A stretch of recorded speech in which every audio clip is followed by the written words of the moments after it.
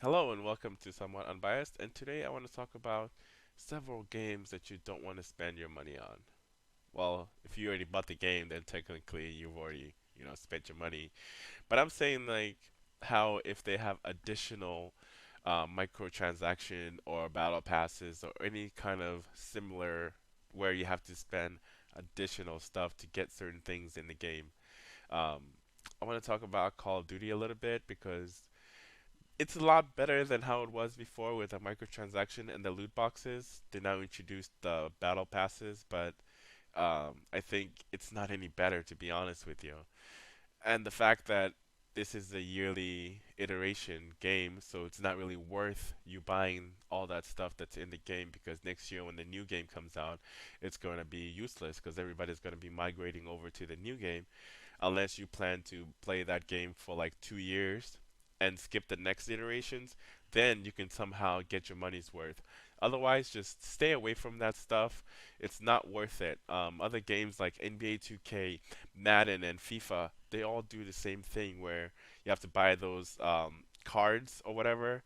They have their form of microtransaction as well. So if you are into FIFA, you're crazy about it, team building and all that stuff, my team or whatever, don't spend additional money on those games unless you're really going to be invested for the next 2 3 years and not buy any of the new iterations. It's just a waste of money. I like to spend my money on games that are free to play. Therefore, at least I know that the game is not going to be having a new iterations where I can still keep the stuff that I bought for the game, you know. So games like Pokemon Go, that's where I admit it, I spent money on that. But at least I know that the game is not going to have a new iterations where I have to spend money to purchase that game and then purchase all the stuff that they release for the games, the add-on, etc.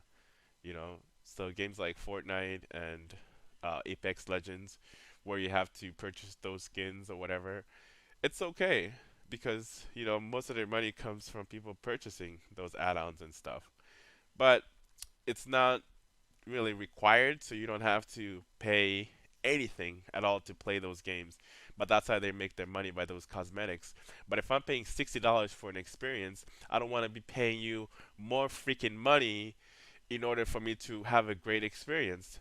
This is getting kind of like ridiculous in my personal opinion. What they should do is they should increase the price of games to $70 or whatever, and then just give us everything included instead of having to nickel and dime you left and right for every freaking penny, especially when you're paying $64 and some change.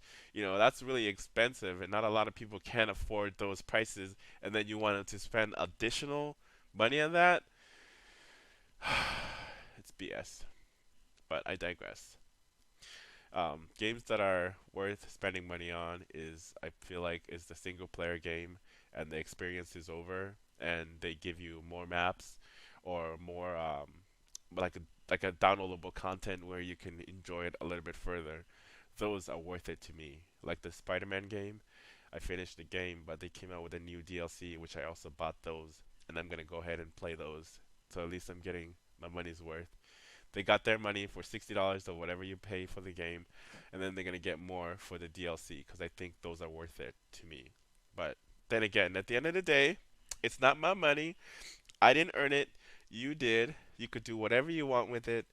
Just take this word of caution, knowing that the game that you enjoy will come out with another iteration if it's football or anything that comes out of Call of Duty. And stay away from Fallout 76. It's a bunch of trash.